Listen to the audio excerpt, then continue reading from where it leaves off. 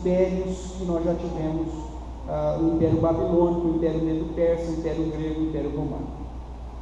Em que situação está aqui, portanto, o contexto do livro de Malaquias?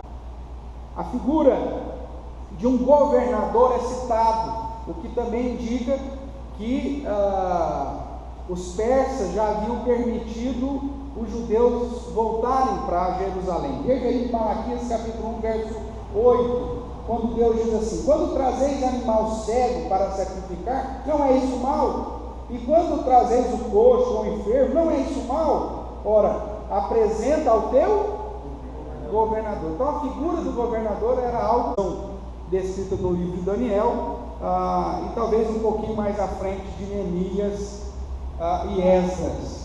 Existe dentro da estrutura da exortação do profeta Malaquias uma concordância com a mensagem tanto de Esdras quanto de Neemias. Lá no livro de Esdras e Neemias, inicialmente era um livro só, há uma exortação ao casamento misto. Malaquias também exorta o povo contra os ídolos. Capítulo 3, do verso 8 a 10 aqui de Malaquias, você pode comparar lá com Neemias 13, verso 10 a 14, e exortados aqui em Malaquias, capítulo 3, comparado com Neemias, capítulo 5, de 1 a 13. Então tudo isso mostra e aponta para o período que o livro foi escrito. Outra questão importante sobre o contexto é que foi o último livro escrito. Depois desse período nós temos o período chamado intertestamentário, que são de 400 anos, onde aí nós temos o Império Grego assumindo, e temos lá toda a história dos Macabeus, que nós estudamos recentemente aí quando tratamos da festa do Hanukkah. Lembram disso, né?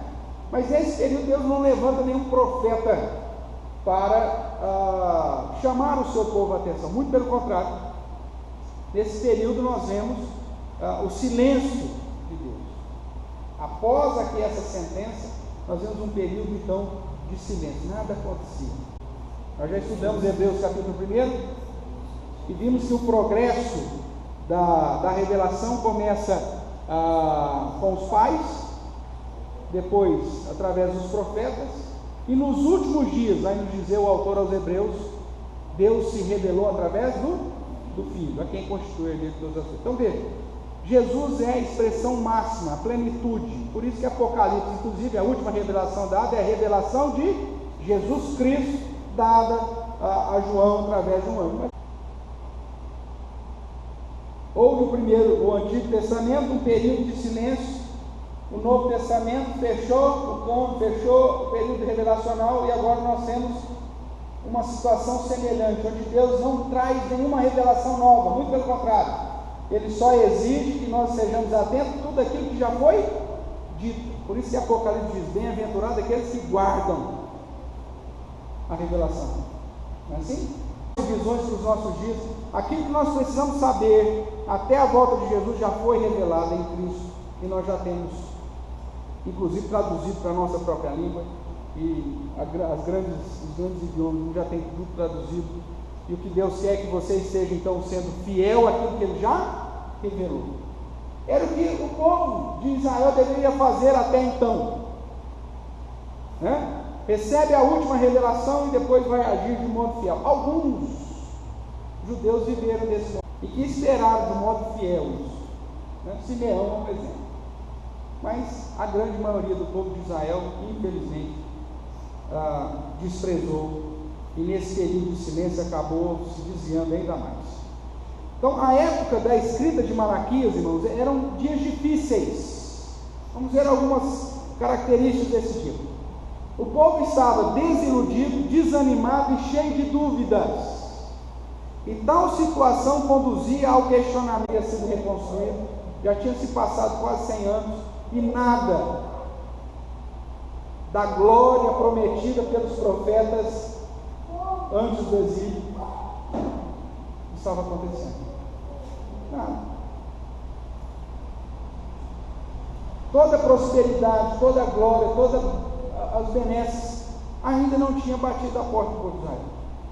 Fora isso, eles estavam sofrendo com crises, né? Veja, a adversidade econômica e de domínio dos inimigos. O que pensar? Por que eu vou servir a Deus? Minha plantação não foi, não está chovendo. Por isso que você vai ver aqui, quando Deus, depois de exortá-los, né?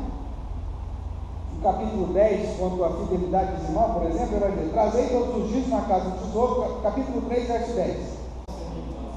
Derramar sobre vós bênçãos sem medida. O que seriam essas bênçãos sem medida? Seria, irmãos, nada mais, nada menos do que a chuva, de que a bênção no sentido da vide produzir. Veja aí que mais o verso 11: por vossa causa repreenderei o devorador, para que não vos consuma o fruto da terra.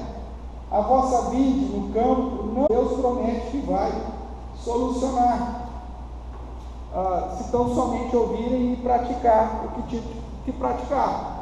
Mas era o que eles estavam vivendo. Deus não está abençoando as obras das nossas mãos. Para que nós vamos então servir a Deus? Os persas, que são inimigos, são abençoados. Toda a luta que eles saem para fazer, eles ganham. O império só está. Temos justamente essa perspectiva, né? Se Deus não está me abençoando, o problema não é comigo. O problema deve ser essa igreja. O problema deve ser esse pastor. O problema deve ser esse ensino. Eu preciso fazer alguma coisa. E aí eu procuro um outro Deus para servir. Infelizmente, a mesma realidade. Dentro do contexto, irmãos, como em nossos dias havia uma tendência de mensurar as fiéis, apesar das circunstâncias. Mas esse mensurar as bênçãos de Deus através dos bens materiais de prosperidade era algo extremamente lógico. Você vai para a lei de Moisés, ele diz: se você for obediente, eu vou abençoar a sua vaca, eu vou abençoar o seu plantio, eu vou abençoar a sua criação, eu vou abençoar tudo que produz, ou seja, eu vou abençoar as obras das tuas mãos. Agora, se não for obediente, então eu vou amaldiçoar, Nós estamos oferecendo holocausto, e por que a prosperidade não chega?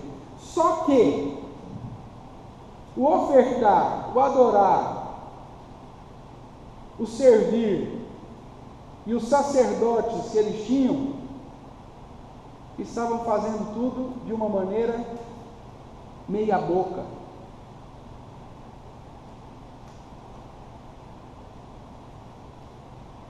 E nós já vimos, quando mencionei há pouco, né, sobre Caim. Agora, se a oferta está errada e a disposição do coração do ofertante está errada, você vai esperar o quê? Obviamente que Deus vai rejeitar Caim e a sua oferta. Porque se a oferta está correta e o coração do ofertante está correto, o que vai acontecer? Deus vai aceitar a oferta de Abel e o próprio Abel. Foi assim que aconteceu lá em Gênesis 4. Só que o povo chegou numa situação de rotina, e os pastores, os sacerdotes, nesse sentido, esse estudo falou muito ao meu coração, porque aí pesa mais diretamente a mim. Nós vamos ver isso aqui depois, pausadamente, conforme for estudando, mas isso pesa. E eu pedi perdão a Deus durante esse período que eu estou preparando esses estudos, porque eu senti que o Espírito Santo me mostrou alguns pecados que eu fiz como pastor.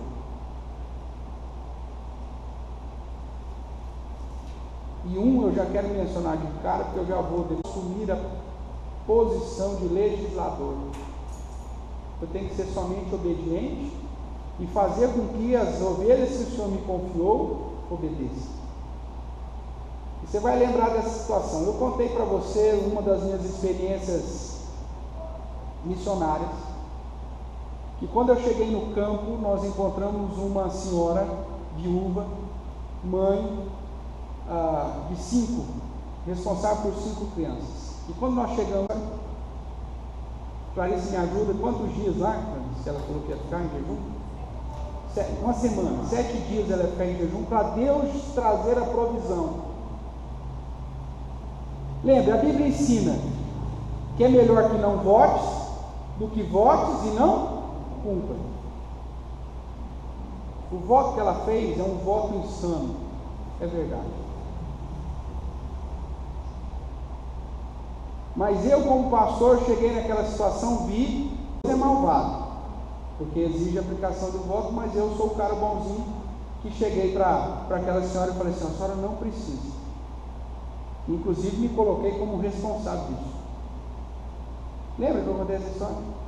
Quando eu estava estudando esse texto, irmãos, uma semana, preparando ainda, antes de terminar o outro, Deus falou no meu coração: você foi como um desses sacerdotes, que quando chegou, foi mais misericordioso do que eu. Você falou: não tem problema não, eu vou matar esse cordeirinho cego, não. Deus vai aceitar. Só que a questão não é que Deus não é misericordioso. Deus é justo, irmãos. Deus é santo. E Deus não faz nenhum tipo de abertura, de concessão. Era chegar para o ofertante e falar: Deus não vai aceitar nem você, nem a sua oferta, mesmo que o seu coração seja sincero. Só que o que o sacerdote fez? Não, tudo bem, vamos matar o cego mesmo. O que eu fiz naquela ocasião? A mesma coisa.